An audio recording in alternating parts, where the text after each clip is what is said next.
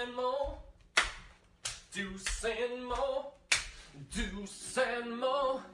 They tell you what they know. Do it for Deuce and Mo. Deuce and Mo. Hey. Do it for Deuce and Mo.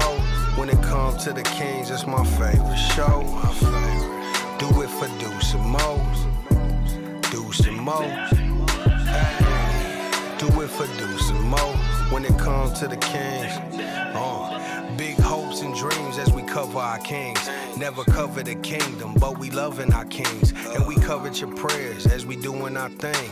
Big Deuce with the pod, Lil Mo on the screen. Solo or together, still do it for team. Never switch up for $1 or revenue stream. So we always got each other, balance out the beam. Deuce and Mo, and that's the end of the theme song. Do it for Deuce and Mo. We are live!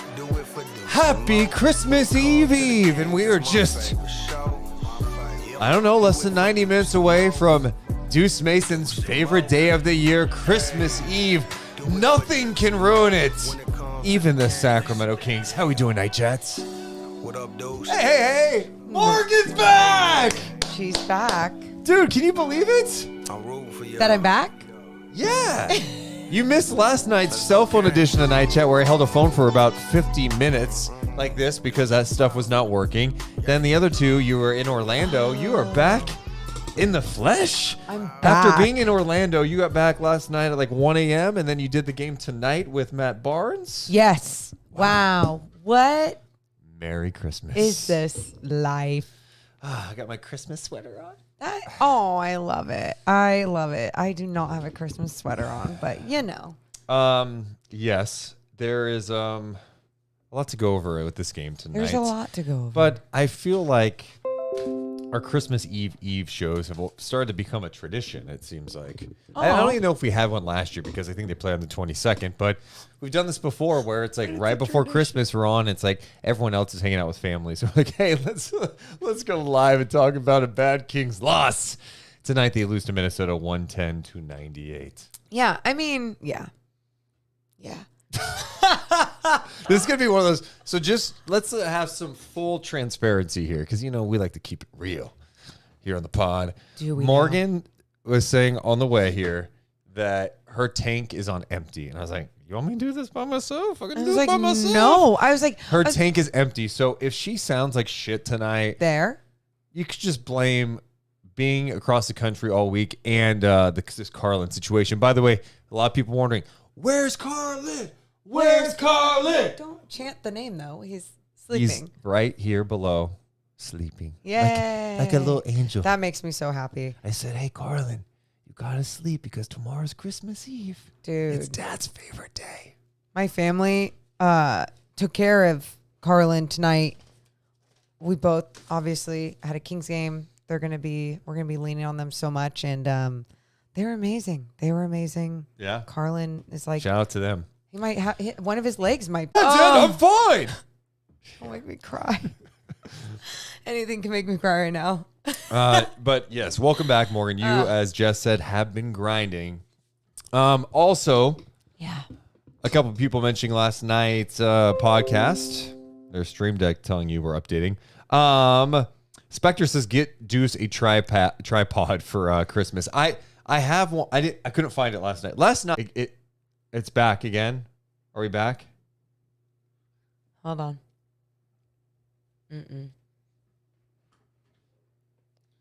Hold on, guys. No way. Is it frozen? Frozen? It's not back? Okay. It looks like I'm. It says you're back. You're back. Okay. Look. Guys, Yeah. So right when I was talking about this not working, Streamlabs said no internet connection when I was on the internet. So anyway, this morning I reset everything, and then right when I was telling that story, it froze, and I saw a warning pop up, but it reconnected. Okay. Well, this is when the world likes to test you a little bit. The basketball gods are thundering down. Can I ask, why did we never have a problem ever during all the shitty King seasons? Yeah. But like when they're good? Well, it's when we have a simple connection with like a MacBook. You want to go MacBook Pro again with Wi-Fi or what? Is that better with Is the that shitty webcam? is that why? I mean, I don't know. It's just there's more stuff that can go wrong, you know? Is there anyone else we can fire, especially like around the holidays? What? So are we back? Does it look like we're back? Yeah, okay. dude, we're back. All right, cool. Want me to check the audio too? No, we're good.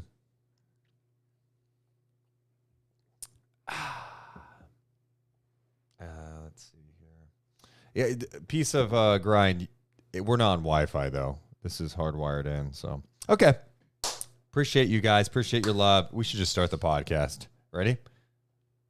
Ready. All right. Deuce and Mo. We're coming down. 3, 2, 1. Hit my music. Deuce and Mo. Deuce and Mo. Deuce and Mo. They tell you what they know. Deuce and Mo. Deuce and Mo. Deuce and Mo. The podcast that you know. Hey, welcome into the Deuce and Mo podcast. We are recording this on Christmas Eve. The night before my favorite day of the entire year, Christmas Eve. I'm legit happy about it. I'm not happy about what went down at Golden One Center tonight. Yeah. We're going to try to make sense of what went down tonight, and we'd love to welcome back in studio. We missed her last night when I did a night chat on my phone, and before that in Orlando, we welcome back in studio Morgan Reagan. Yay! She says, my gas tank's on empty. And I said, well, guess what? I'm like an EV. Plug me in. I'm ready to go. I don't care how little sleep I've had over the last couple of days. We are here. We're live. The families are gathering around all over the country to watch this episode tonight because there's nothing like the Christmas Eve episode. I'm Deuce Mason. That's Morgan Reagan. Each and every one of our podcasts presented by our friends over at Northwest Exteriors. Check out northwestexteriors.com. So the Kings back on the home floor second. Now I have a back-to-back. The T-Wolves in town. Number one team in the Western Conference, but without Karl Anthony Towns. The Kings were without Malik Monk. And man, did they miss him tonight. Kings lose on the home floor. They failed to score 100 points. Yes.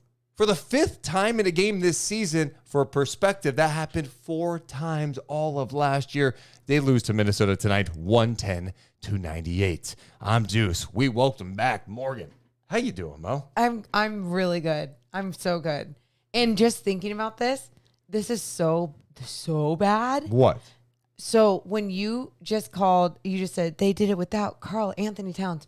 For some reason, all night long, could not think of Cat's name being Karl Anthony Towns. You just called him Cat? Which is obviously fine. Yeah, I called him Cat. But for some reason, my brain, like, I just was like, I can't remember his name for some reason. It's like one of the easiest names. I think because I did so many G League games and like put so many names into my brain, and I was just like, it's not there. Like, I doing 2 games a day with players you don't know and traveling back to Sacramento, it's a lot. I get it. So you saying that just made me feel really good. I'm like, oh, my brain, click, click, click. It's back. It's back.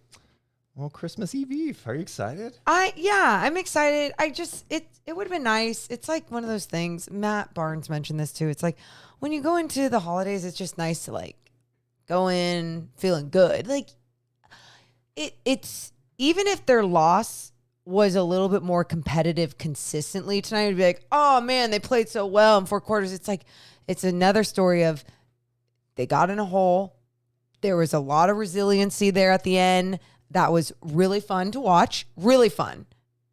And then it just didn't end well. You have to play perfect basketball after in that you situation. do that. Yeah. I mean, Yeah. you dig yourself a huge deficit. You're down by 20 plus again. They have been down 20 plus 8 times this season in a game. And so the Kings, after losing tonight, are 17-11. And it just makes me think, oh, Monty, please. Oh, Monty, please. Please make a change before deadline. Yes, I like. Oh, Monty, please. Oh, Monty, please. I could use some some defense. defense. I need some guys to get some buckets. Oh, Deuce. What? You gotta remember that. I need some guys to Get buckets? Can you say get? yeah, we're almost brain it's a click explode. Not a bad song, but you're not wrong. It's funny. It's like everyone needs these tweaks in the league when you start seeing these better teams in your conference and you go, oh, well, shit. We also need to make some changes. Sure. But be the team to make those changes and get those pieces before someone else does. Okay, so let's talk about what went wrong tonight. We'll talk more about, hey, if we had a Christmas wish for the Sacramento Kings, what would it be? We'll talk about that and some big picture items. But, tonight, we could talk about the offensive struggles where they were missing shots early, right? They were 0 for 7 from downtown, I believe, in the first quarter. De'Aaron Fox made the Kings' first 3 of the game in the second quarter, and the Kings were able to make a little bit of a push. But before we get there, they're missing shots. Yeah. That happens. I think my biggest problem with tonight is they could not stop Minnesota inside. I mean, Minnesota had 44 points in the paint at the half. Gobert was getting some easy looks. Kyle Anderson was beating it in, and it's like, and then you're gonna expect that from Ant and even Gobert, even in a 2-man game, lob threat, all those things. It was more disappointing when it just felt like there wasn't enough resistance on the other guys. Which, by the way, it's not like the other guys are just random guys either on this T-Wolves team, but it was just disappointing because I just felt like the Kings could have done a better job. Gobert, I thought, really impacted things. He had 21 points. He had 17 rebounds in this game. He had a couple of blocks. I feel like the Kings were hesitant to go at him, and I think that's been the case when they've seen him in the past, too, except that last game when they played in Minnesota where they scored a ton of points, got up and down the floor. They really made some things happen. But I saw it the other night against Boston, too, where Porzingis changed a lot of shots from Sacramento, and that impacted things. And I thought Gobert did a great job creating some extra possessions just by getting his hand on a ball or getting an offensive rebound. He had 6 offensive rebounds in the game, 6 of their 7. And for perspective, Sacramento as a team tonight had 8 offensive rebounds. Real fast on the Gobert front, I made fun of it too. I was like, God, this is such a clunky fit. Let's talk about that because I did the same thing. And, Minnesota got slammed for the trade because they gave up so much to get Gobert, and the fit didn't look right. And look, when Cat's back, I don't know how great of a fit it truly is long-term, but they're winning. They're 22-6 right now. And the other thing we said is like, hey, man, was he the best center in the trade? Utah got Walker Kessler. And Walker Kessler is not having the season he did last year. He's coming off the bench. And Gobert's playing some really good basketball right now. Really, I mean, you talked about those offensive rebounds, but if, like you said, getting a hand on the ball, he was tipping that basketball out, creating so many second chance opportunities, and just that extra effort. There's something different about his game, and there's been something different about his game this year to help lead this team to be the number 1 team in the Western Conference. And yeah, I joked way too much about, too big, so you're going in that direction while the NBA is going in the other direction. Like, what? This is why too, you sometimes take a step back, reflect, and go, and I did say this a few times. I said, maybe they know something I don't know. And I truly mentioned that multiple times, but it just felt so clunky and weird, but it's and remember, who are they going to have to trade to make sure Ant is the guy? Wow. We're going to have to get rid of Cat, blah, blah. And I know you keep talking about long-term. But right now, Deuce, they don't need to talk about it. They probably don't this year. And depending on how this... Then great. I love that. Sounds like we're doing a T-Wolves podcast. Wait, we're not? We're going to talk more about Cat coming up, all right, guys? Anthony Towns. Who's our Rocket Soul... I don't know what I was going to go. I should have come up with a Minnesota tie-in. I messed up.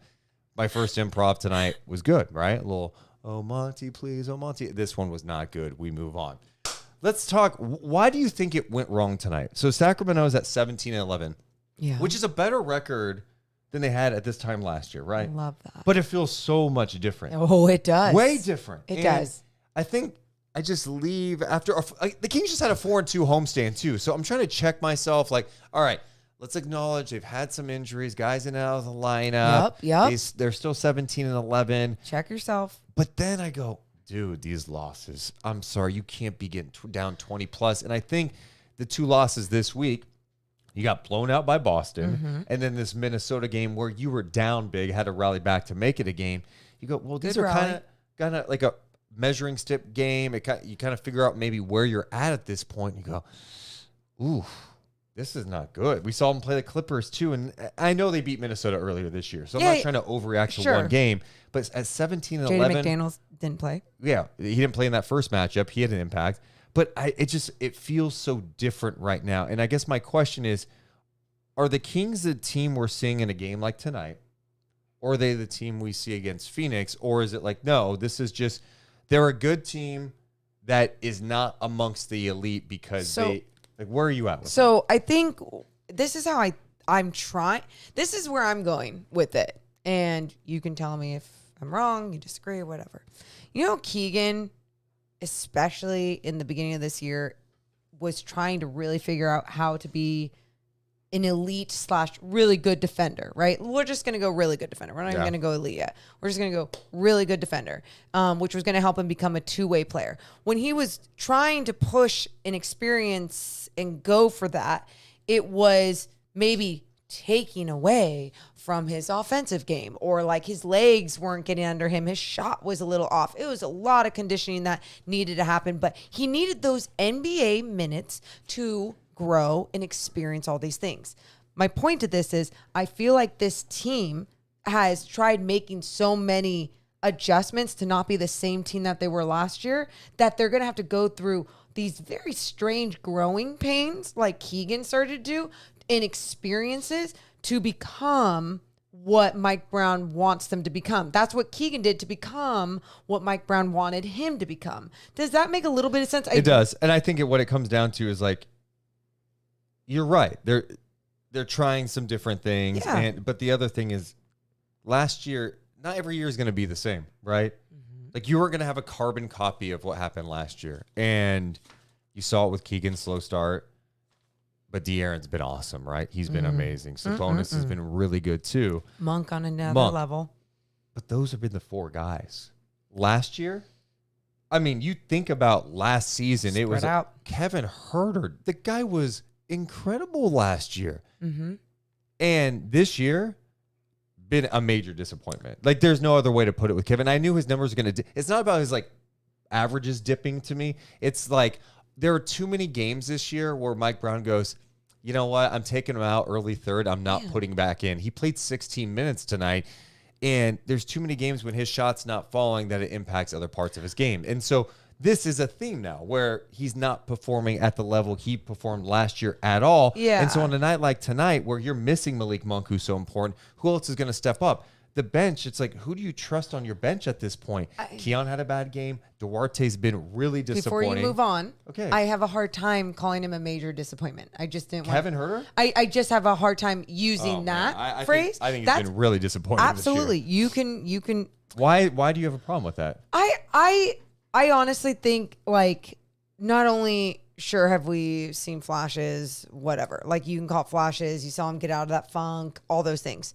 It's not like it's health that has been putting him in a different direction. I feel like his leash is shorter, which is saying, look, if you're not doing this, and this, and those minutes, how are you going to respond? He's not responding. And we can go with that it's him being the disappointment, but I just feel like there's too many things that are factoring in to be like, to just put him in that category. I don't know if that makes sense either. I mean, I just disagree. I just think he's been disappointed. I mean, he's just That's not. fine. Yeah, we disagree.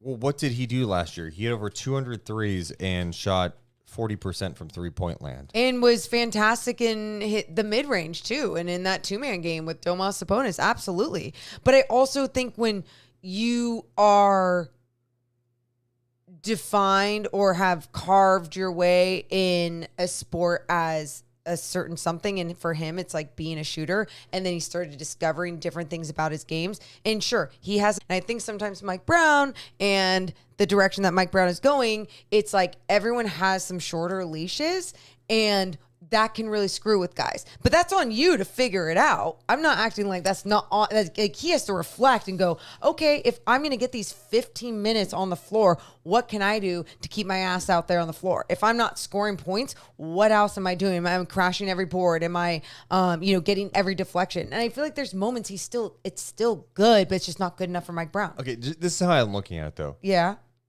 If you're in a situation where there are multiple times in a season that your starting shooting guard only plays like 16 minutes, that's not good. No, I mean, it's this not. month, Morgan, 32 minutes. He played 3 straight games of 17 minutes, 20 minutes, 25, 23, 16, 27, and tonight 15.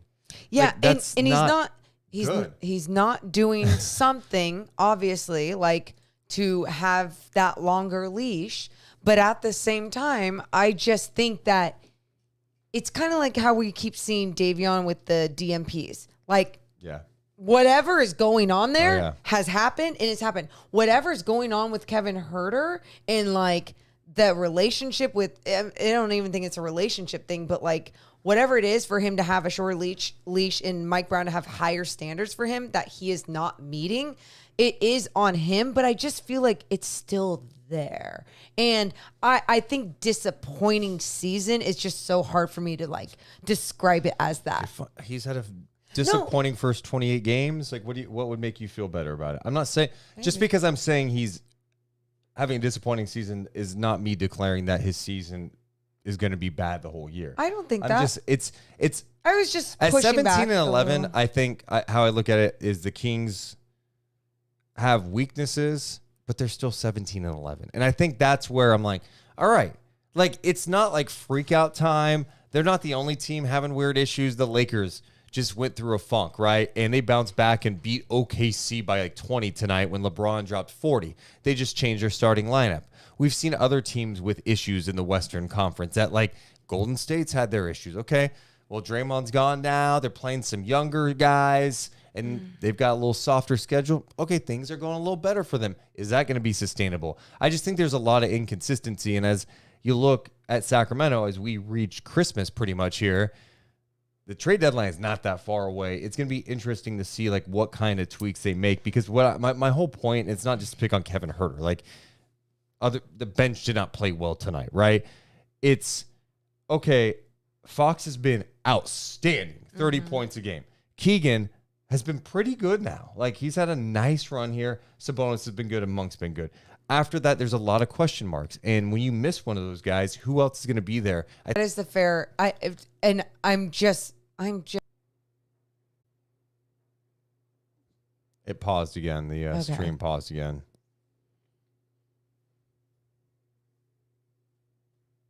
I can't.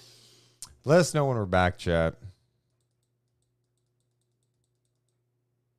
Let us know. We're back. Nate, let me know we're back. Austin says we're back. Frozen, like, I guess we're having some issues here on a Christmas Eve show. It's really killing our Christmas Eve buzz, isn't it, Morgan Reagan? Yeah, I'm gonna punch. Well, maybe we should just start from the top. Not funny. No, I feel like we've done a bad job so far talking about tonight's game specifically. I started to go off on a rabbit hole a little bit on some of the weaknesses. That's fine. Who cares? Go. Are you kidding me? Like, we can break down this game after we go down some freaking rabbit holes. Well, I guess part of it is like that's what we're talking about. Yes. The weaknesses were kind of on display tonight against a Minnesota team. Yeah, because tonight Fox had 27 points. 10 of 23, 3 of 11 from 3. That 3-point percentage is going to dip a little bit after tonight. He had 6 assists. He had 4 rebounds. Keegan had 20 points, 7 rebounds, 8 of 16, 3 of 7 from 3. Got going kind of late. Sabonis with his second consecutive triple-double, now 5 on the season. He had 17 points, 10 rebounds, 10 assists. Trying to go at Gobert, which wasn't going to be easy. He had some nice moves on Gobert, yeah, though. he had some. I mean, What you're about talking that the dunk? No, Yeah. but I was talking about like a couple of nice Oh, he post did. moves, He- like He's finished with his right. He faked right, went left. He was doing everything he could to get Gobert to bite on a pump fake. He's and so tough. Gobert's so good at like recovering too. Oh yeah. I mean, Gobert doing a fantastic job, looking better than ever. And Sabonis just kept going at him, trying to keep going through his chest. I loved it. So sometimes with Sabonis, I'm just like, you are not real. This is so fun to watch. It's so fun to see. It's obviously not fun when they're down by 18, 20 points. But yeah, he was huge tonight, making everyone better with his 10 assists too. But you mentioned Keegan Murray too, going off there late. And that what's fun about this game is even just talking about those moments with Keegan Murray, because if they were not in that hole, we can play the what if game, but if they were not in that hole, what would that run have been like with Keegan Murray scoring all those points in the was that in the fourth quarter? Yeah, he got it going in the fourth. Yeah, so it was special. I mean, it was so fun seeing some of these players with this Kings team have not only these big games in the box score, but you saw the way that they were playing, and it's just like you go, okay, what's the next step? How does this team take the next step? I am super high on this team long term because of Keegan Murray. I think the guy's a stud. I mean, he's the scoring, the 3-point shooting, the way defense. he's doing it, the defense for sure. But even some of the moves he has offensively now, where it's like he's showing you a little crossover, step back 3, jab step 3, and then he's putting the ball on the floor. He's got that nice little floater, mid-range floater. Mid-range. Yeah. It's and moving without the ball. I mean, when the Kings were early in the first quarter, when things were not going well for them then, Sabonis found him on a little give and go action. He had a nice dunk. Naz Reid got out of the way, but he's had some nice takes to the basket recently too. It's been obviously so fun to see him take that part of his game to another level, but to see it tonight when you know that they're going up against some long, big people in there, that's where, how many times have we said, oh, the Kings struggle against length or whatever. And you saw there at the end, I think McDaniels had a block on De'Aaron and then might have tipped that 3-point shot that he had late and I'm talking like super late, but for the most part, I mean, you're looking at Fox 27-point night, getting to the free throw line for 4 attempts, but everything that he was doing was getting into the paint and just really having everyone collapse on him and still being able to connect with the rim, with the net. It was just incredible. It felt like he had worked so hard for everything, though. He did. And that's where Jade McDaniels comes in. We mentioned him a bit earlier. He didn't play in that first matchup. And I remember when he was out, we were like, dude, this is actually good for Sacramento, because Jade McDaniels, his ability at 6'9" long to defend guards and bigs, I mean, he can really do it all. And then tonight, he made shit happen offensively. If Jaden McDaniels is going out there playing defense like that tonight, competing and then scoring 20 points, you're going to feel good. Like if Jaden McDaniels is getting you 20 and Gobert is getting you over 20, that's a win for Minnesota. Yeah. I mean, that's all there is to it. Both those guys scored over 20 tonight. Yeah. And that's tough to see because you go, okay, what could the Kings have done different? I mean, the Kings just have to improve their defense. And it's not. They do, but I mean, the second half was much better for them. It was. They weren't, T-Wolves weren't scoring as much. 22 points they gave up in the third quarter, 29 in the fourth. Yeah. I mean, that's why they got back in it. But again, like, so why do all those shitty mental lapses happen that get them into the hole, that allow these line drives and easy little turnaround jumpers in the paint for these other teams?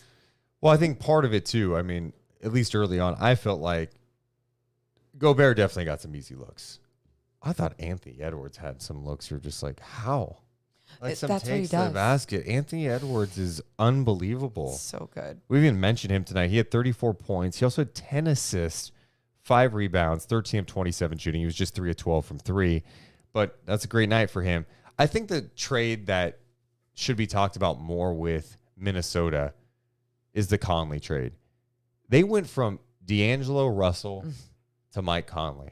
And Conley doesn't need to score 18 a game like he did in Memphis, where he had to take more of an offensive scoring burden right on those teams and play defense.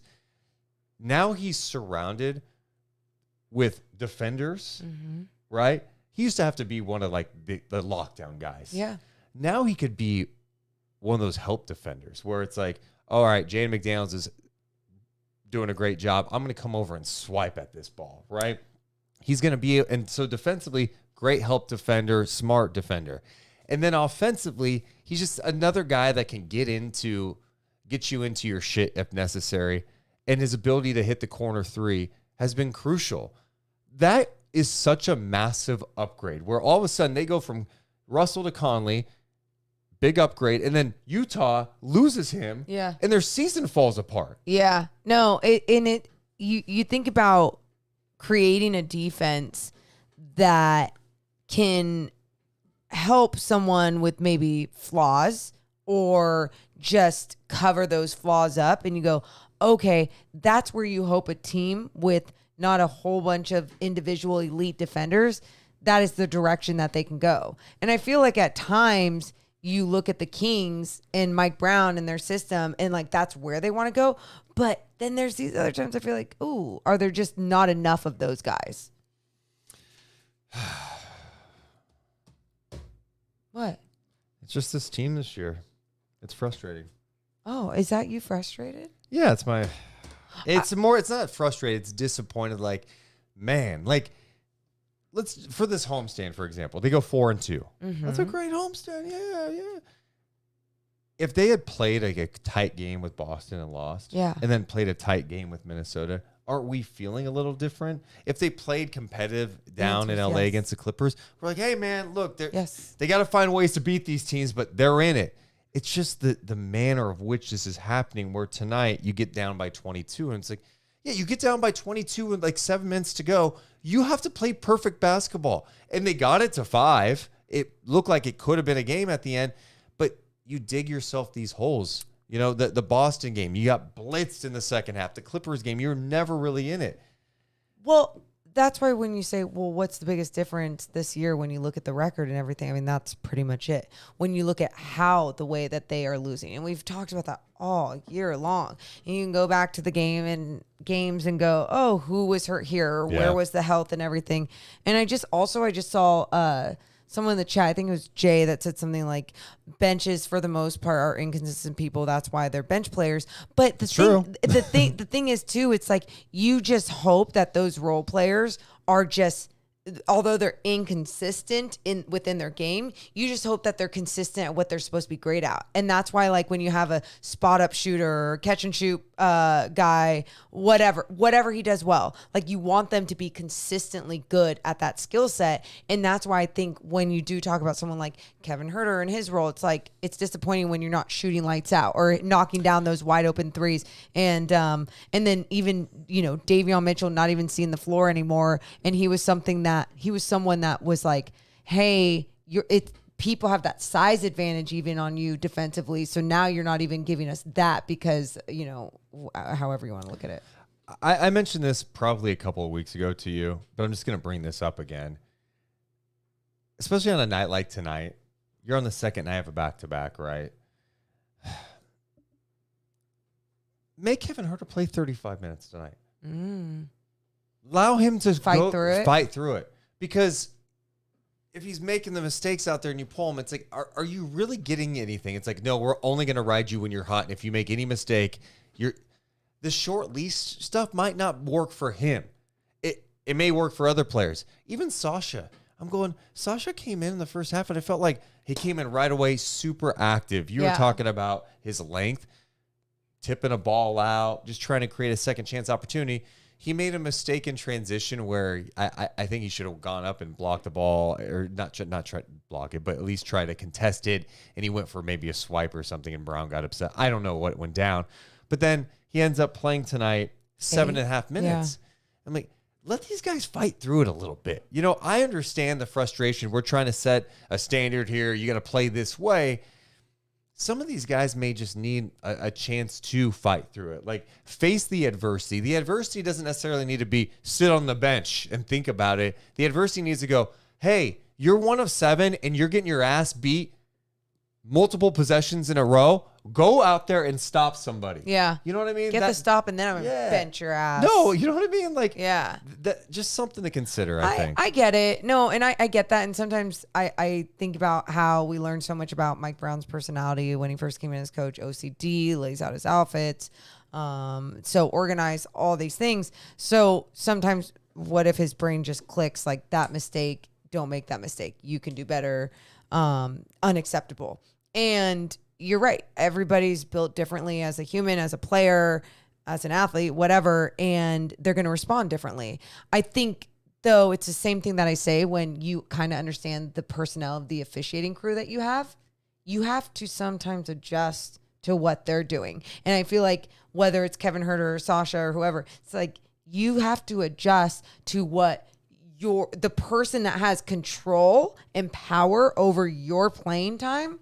You have to adjust to what they're saying that you need to do perfect. And sometimes that puts the wrong type of pressure on you. Other times it's like, I don't know the term right now because it's not clicking, but it's what, feet to the fire or something? Yeah. Fire? Is that Go get it. Yeah. We appreciate everyone hanging out with us tonight on Christmas Eve. Make sure if you haven't yet, hit the thumbs up and subscribe. You guys are the best. Gabriella says, I know the Kings were down by a lot, but they were still competitive.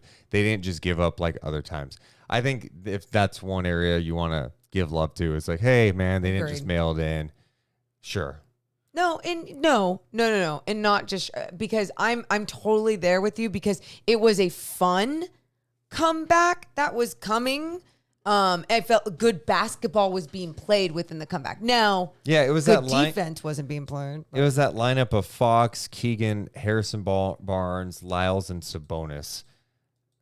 Oh yeah, 90-72 when that lineup came in, and that lineup got them back in. You know, they got some stops. They were able to knock down some shots. A lot of running, a lot of fast paced basketball. It was interesting. We didn't really see. You know, they ran so much of the horn set the last time they played Minnesota. Like that was after the postgame we were talking about. Oh, yeah. Mike Brown was like, we ran that like 30 something times or whatever it was, where you bring, you know, two bigs or two players up high to screen for Fox, and look out what could happen. I mean, Fox can get downhill, get to the basket, brings the bigs out. He can get a roller, right? Or he can maybe find a 3-point shot. Just create some action. And with Fox's speed, his ability to get downhill, it could be trouble. We saw it last night in that game against the Suns. I forgot. Me too. I was like, help me get that was down, last Morgan. night. It was last night. I really didn't do that tonight. And I don't know what the reason was. Maybe they didn't feel like they could with the personnel out there, but I was a little surprised at that to try to create some easy looks. Where else should we go? I have other thoughts, just to mention. We saw Chris Duarte get a call. He hasn't really been playing at all. You know, very little minutes for Chris Duarte, not really in the rotation at this point. He comes off the bench in the first quarter. Just another mixed bag with him. I mean, he came in right away, had a nice defensive stop, but then I just feel like he had a bad turnover, missing shots. He finally ended his 3-point drought, which was great. Yeah. He was 0 for his last 13 threes. Oh, God. Before knocking one in, and he just really hasn't given the Kings much this year. JaVale McGee, that was a roller coaster ride tonight. Isn't it? It always is. And sometimes you just hope it goes in the right direction, and it has before, and he'll go down, he'll contest a shot, get a great rebound. Yeah, that's exactly why you're in here. And then he'll like have the ball in transition, pushing with Fox on his side, and he decides to go Euro step. I'm going, give it to De'Aaron. He may give it back to you. He may let you dunk. Don't go Euro step. And Mike Brown wanted to challenge it. He almost challenged it, but it was too late. They didn't let him do it. It was too late. And I was like, I'm glad you didn't. Because that play didn't deserve a challenge. That play deserved to foul. You don't need to do that, JaVale. Just play the game. Go out there, block some shots, rebound. He had a nice pass tonight. I love that. He had a beautiful pass on a backdoor cut. I forget who it was who he passed it to, but it was a really nice pass by JaVale McGee. But when he plays a little out of control, you're just like, it's tough. And then he had another force where literally Mike Brown got right up and went and grabbed Sabonis. Dude, short leash. And that can affect some people. It can, I mean, with other people, it's like, it's just you got to higher your standards and understand what you're dealing with when it comes to playing time and everything. Tough, man. Yeah. Really tough. Super tough. We mentioned that our podcast is presented by Northwest Exteriors. Mm-hmm. If you're looking for windows, what do? You go to Northwest Exteriors. I didn't have the song last night because I was doing it on my phone, so I did it myself. A lot of people are buzzing about. Wait, did you cut it and put it in the? Did you really? I just did it live. I would just say simply the best. No, I was just hoping you made it a drop, so it's the new song. Yeah, I had time to do that today. That was. Oh, I mean, that was chippy. I had pee all over me. I had poop all over me. We're getting ready for a game. You think I cut last night's podcast and got a new drop? I don't even know where I am right now. I can tell. I can tell. But seriously, if you're looking for new windows, come on there. Simply the best. Trust Northwest. Morgan, who's our rock and soul player of the game? Who would be your rock and soul player of the game? I think I said De'Aaron early on. I think De'Aaron, but then again, I loved that run from Keegan in that fourth. That was, oh my God. How about my rock and soul, not moment, but play of the game? How about you just do your Shreve Jewelers moment of the game if you're going to do one? What's your play of the game? That's a good. Morgan is literally asleep, right? I think hold on. Are you awake? Ah! So you know what helps sometimes? Santa? Just a nice slap to the face. Oh, okay, let me slap you. But no, I won't do it in a violent way. In just a way I'm going to wake you up. No, I'll wake you up. You're a mess. No. De'Aaron's my rock and soul player of the game. Interesting. Why? My rock and soul player of the game is Ant-Man. Anthony Edwards tonight, 34 points, 10 assists, 5 rebounds.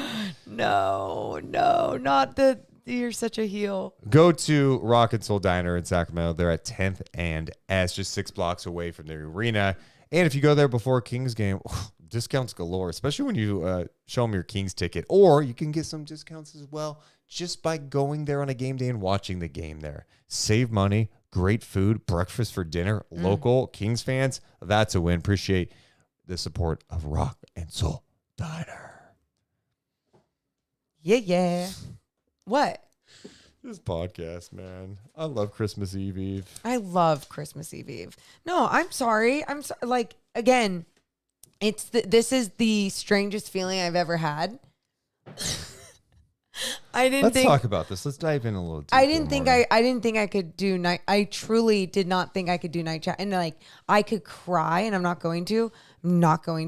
I was crying all night in my media seat, just crying. Couldn't stop crying. And then I didn't bring my extra makeup because I'm a moron and just what was triggering everything. This? Just everything. Are you just like a baby that when you get tired you start crying? No, I'm so tired. Are you gonna cry now?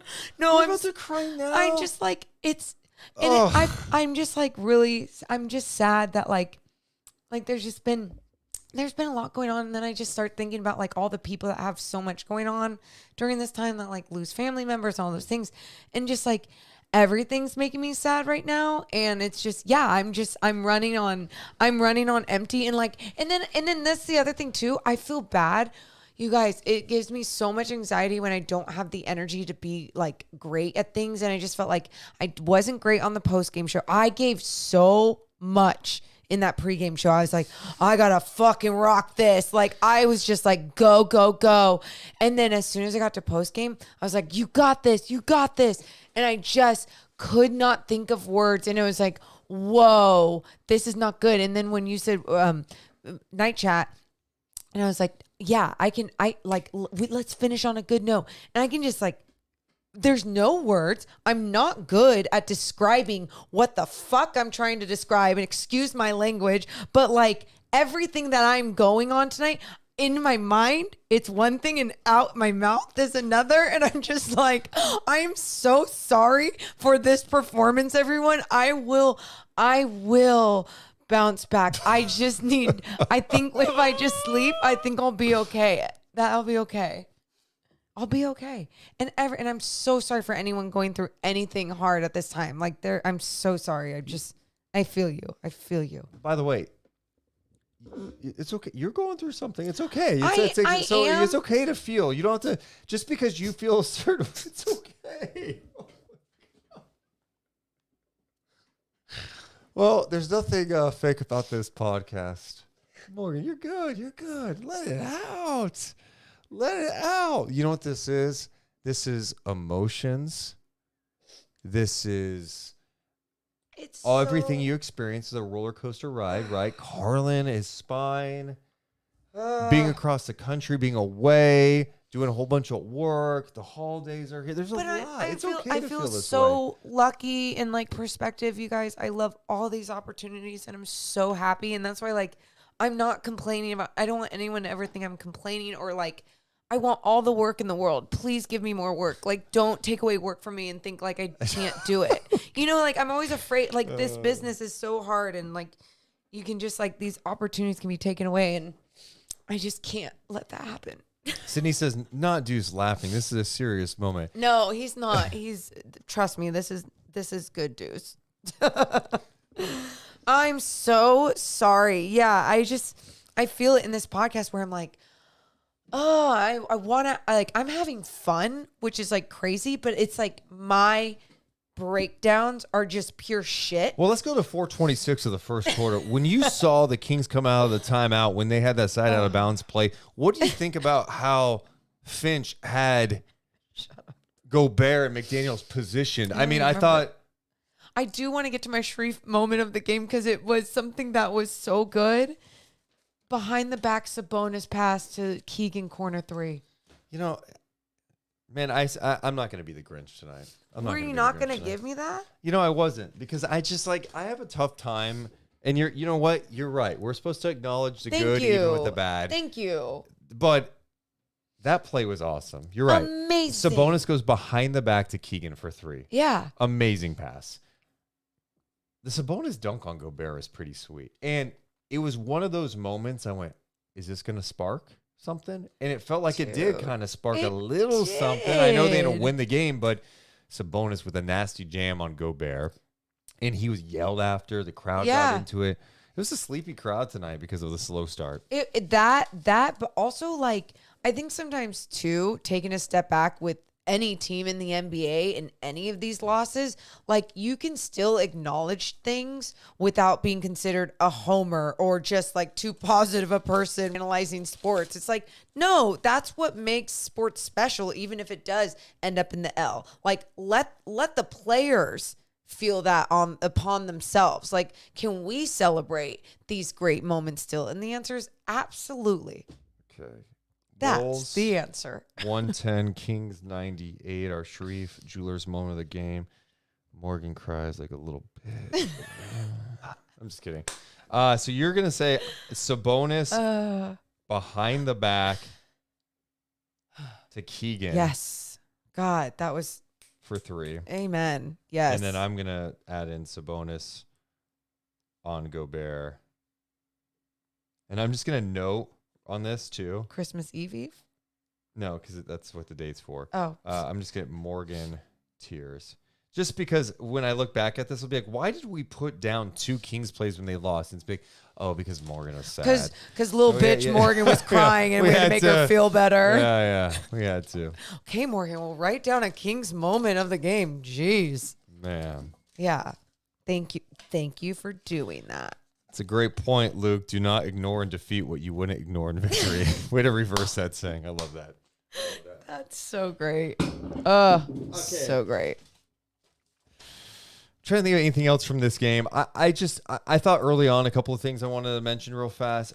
I thought it was interesting early where they blitzed Ant a couple of times and it kind of worked. And then the Kings were missing shots, and I thought they were doing a good job getting in transition, the T-Wolves, to get into their offense. And so they didn't do it as often as maybe I would have liked. They tried to do it, and I thought it was a smart play, especially when you don't have Cat out there. You can maybe get away with it. But Anthony Edwards has turned into such a talented player, too. He can make good decisions. 10 assists tonight.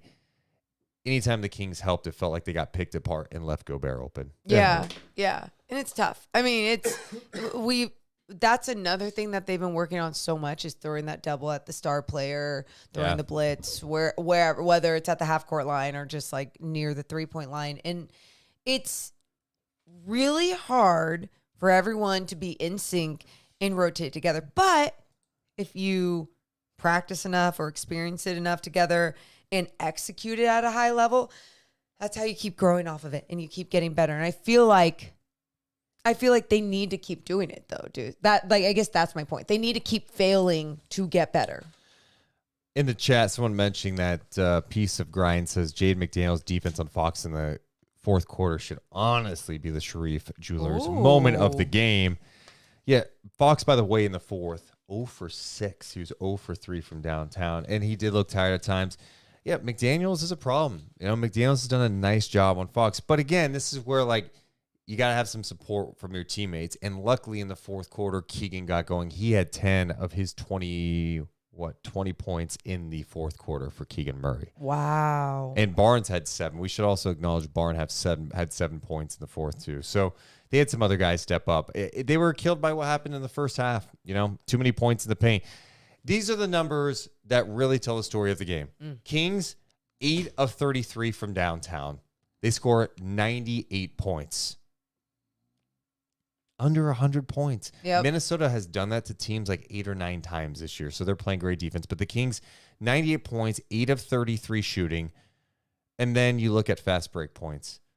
28-5 in favor of Minnesota. Such a story. And then points in the paint, 66 points in the paint for Minnesota, which, to be honest, it was on a different pace than that, right? Yeah. They had 44 at the half, so they finished with 66. It's even shocking to see that their offensive rebounds, that they had 7 offensive rebounds, but only converted to 4 points, right? Yeah. To 4 second chance opportunities. Yeah, you get what I'm saying. But it was just the way that they were doing such a good job of just being efficient and finishing. I mean, they shot 50% from the field, right? And you look at their 66 points, it was them driving to the basket. It wasn't as bad as a line drive consistently like the Clippers game that we saw from multiple players, but it felt like at times a guy like Kyle Anderson, for example, would go down and it would just be an easy bop off the glass, like just 2 steps. Ant would obviously get his line drives in there. The 2-man game with Gobert being a lob threat or just giving him a little pocket pass. They broke down the game so simply, and it was beautifully done on both ends of the floor for the T-Wolves. Minnesota is now 22-6 on the season. They're number 1 in the West. Are they going to be number 1 all year? I don't know. I'm interested to see how their season plays out. Obviously, you look at what they've... Me trying to do a stat. There's something about them holding teams to 120. Only 5 teams have scored 120 points on them. Whoa. Oh, my God. Should we just kill Streamlabs? It's not Streamlabs. It's the internet, dude. The internet just keeps going out tonight. Should we fiber? Kill fiber? If you guys are back, let us know. Oh, no, someone says. Is it gone? Let's see. I'll check it out. It's probably gone. No? Drop range. It says we're back for the moment. Okay. All right, guys. I don't know what the hell's going on, and this is really frustrating. Do you want my stat? I don't care. Go ahead. Have allowed their opponents to score over 120 points just 5 times this season. Yeah, so you're right. I was right. Thank you. People say we're back. This is one of those that you go, do you even post this audio? You know what I mean? Mm-hmm. Legitimately. No, I'm... Because it's just not good. And it's not... It says drop frame rates by 26%. Jesus Christ. What? Yeah. So I don't understand why we're having this. We're on. KOC is throttling your internet. I feel like this is going to end up being like last night where I I did a stream and then I did an audio version of the pod. Yeah. Wow. This is frustrating. Merry Christmas, huh? I mean, this is supposed to be one of your favorite days. It's honestly turned into my worst now. Do you think it's... Wait, what's the evil Santa name? Krampus? Yeah. Do you think it's Krampus? Messing with your Wi-Fi? I wish it was Kagatio here right now. Kagatio. Morgan's trying really hard to get me out of this right now. No, I'm not. I get it. It's... I mean, at this point, we should all just be drinking and just shooting the shit because this is just ridiculous. The Kings next up, by the way, they go to Portland. Back to Portland. Take on the Blazers. Oh, wait, back to Portland or just... They go to Portland to take on the Blazers. Yes, they do. You know what? I don't even know where to go now. I'm flustered. Now I'm getting vulnerable. No, it's just annoying. It's just like it has messed up multiple times tonight, the internet, and there's nothing I can do. I'm seeing these errors pop up left and right. It's Christmas Eve. I just want to have fun. That's all laugh, we're trying to do. talk some Christmas with people. And now all I'm thinking about is like, well, what do I do with the audio tonight? You know what I mean? Like, Yeah, it's pure cut. It's like there's so much that's messed up. It's fine for a live stream. We can hang out. I like Sure. this is kind of like a I live agree. Q&A, whatever. Yeah, So you guys... what? just reading the chat. Go over the schedule. That's the good news, by the way. The schedule lightens up here coming up. Oh, wow. Portland, Atlanta. Charlotte, Atlanta. I don't know. That's always a tough one to me. Okay. So Memphis. they're 3-0 with Morant back. You couldn't play Memphis. In those first 25 games. No. You have to wait until Morant's back and scoring, by the way, 30. And I think he had 30 again. So annoying. I'm so annoyed. But there's a lot of, there's some East teams you get to play now. Yeah. No, that's good. Sydney says, we've hit our ceiling. Good news is we're being consistent. Bad news, we can't win back-to-backs. Yeah. The back-to-back stuff, man. It's pretty crazy. They haven't won a back-to-back this year. I don't think tonight was the reason. Like, oh, my God, it's a back-to-back. It's like, no, you played a really good team. I think the other perspective I'm trying to have with the Minnesota game is that they beat them. They beat them there. They're cool. They're even now. You went to their place. Minnesota has one loss at home this year. Yeah. It's to Sacramento. Oh, wow. I mean, is the difference really Jaden McDaniels? That's all? And maybe it is. I mean... Made a huge impact tonight. This is what I mentioned this. I don't know if I mentioned this with you. It could have been by myself. When you look at moves around the league. No, I did. It was about Derek White. Oh, yeah. Jaden McDaniels is another guy. Like, Jaden McDaniels, no one's going to look at him and go, that guy's a star. Mm-hmm. But dude, Minnesota's different with him, right? And his offense has gotten better. And now we already know what he can do defensively and what a difference he made in this game. And that's what I keep thinking about when I go, God, what can the Kings do? Everyone's so attached to like, oh, can you get OG, Siakam, Markkanen, Levine? It's like, we got to think differently a little bit. Like what's a move that can add some more scoring, but also help the defense? Like what's something out there? Like under it doesn't the have to be radar? a star guy. Okay. It could be I know Alex Caruso. Not going to help get you buckets, right? Yeah. Even though he's shooting well this year, but that guy gets after it. He can defend. Oh, no. Is that a guy? What do you have to do? Yeah. So, anywho. Corey and Chess said, I joined late, so I may have missed the convo, but why do we think the Kings struggle so much to score at times? This didn't seem to happen last year. Well, I think specifically against like teams like Boston, Minnesota, they're just great defensively, and the Kings aren't hitting shots like they did last year. You know, I think when they're at their best, the pace is high, like last night against Phoenix, and it looks great. But on a night like tonight, they were missing everything. Everything was short. Herter's missing. Keegan was missing early. You're 0 for 7 from downtown to start, and you're missing shots. And it's like, it's going to make your offense look really bad. Anyway, Morgan, Yeah. you need a wrap, I can tell. No. This stream has been probably It's okay. It's just one of those streams. Yeah, but that's just annoying to do. It's like, What do you want to do? How do we, what do we do?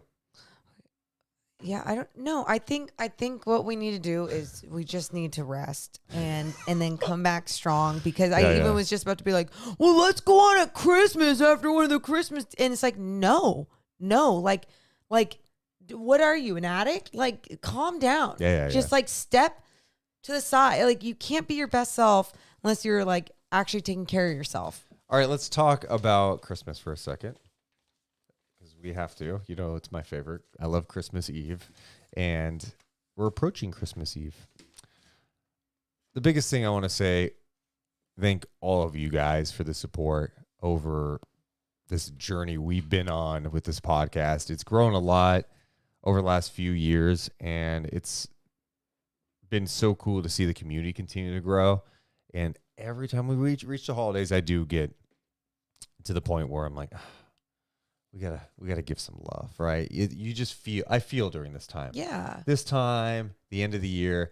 And I just thank you guys so much. We have so much fun creating content, and that you guys engage with, seeing you guys at the arena. The amount of people at the arena tonight who were like, Deuce, even last night, Deuce, how's Carlin? How's the dog? I'm like, oh my God, like, It's so people, it's so kind. People care. It's really cool. And it just means a lot. It really means a lot. And you guys, I mean, tonight's a great example.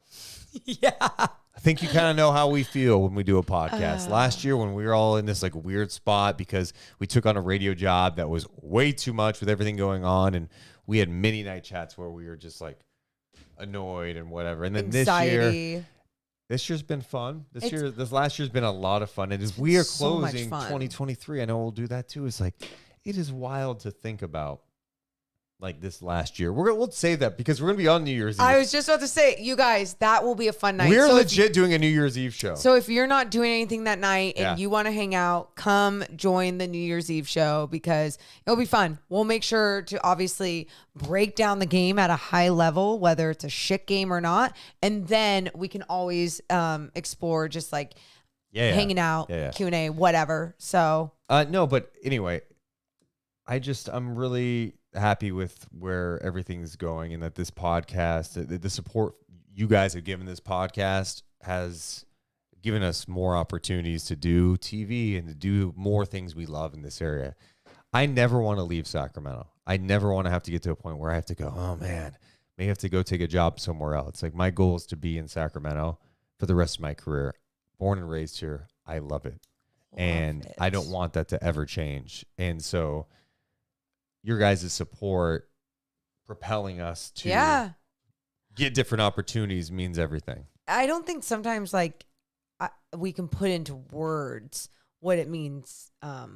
Your guys' support means to us. Obviously I can't put it into words tonight, but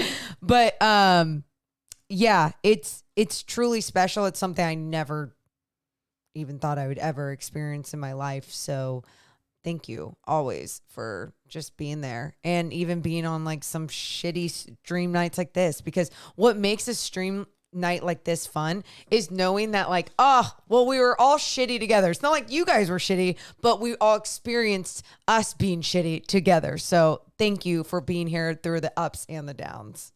Yeah. And I've mentioned this multiple times.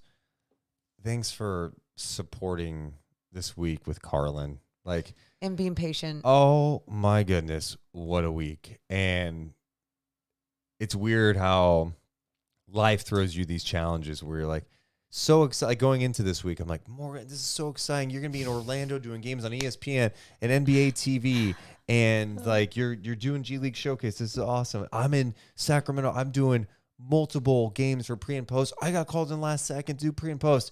And how fast it changed when like you arrive in Orlando, and I called Morgan. I'm like, hey, dude, so Carlin, he's going to need surgery on his spine. His legs gave out, and he was paralyzed in the back. And it's just like, what? But here we are, like, dude.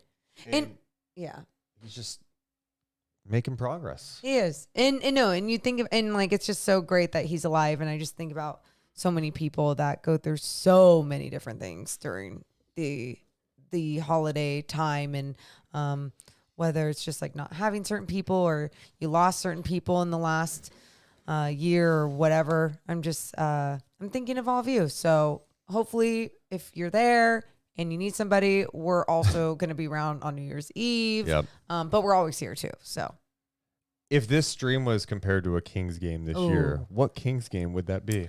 well, at first I would be like Houston Rockets, like really bad, but I would say that the vulnerable moments have its I would almost be like tonight. What? I think it's Houston. And I think it's Houston because the Kings were shorthanded in that game. Like their best player was out. And so I'm out. Like I'm not saying you're out. There was just major adversity. No, I Your love best that you're player. calling me De'Aaron Fox the best player. So I'm out. I just think it's just been a lot. So I think it's probably the Houston game or this is by far. Yeah.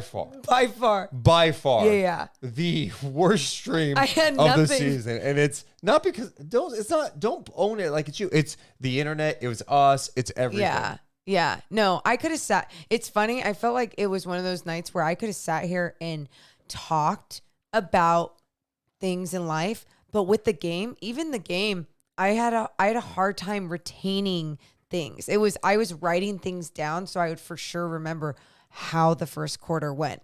It was just got to make sure you're taking care of yourself, resting your brain, and I'm going to do that. All right.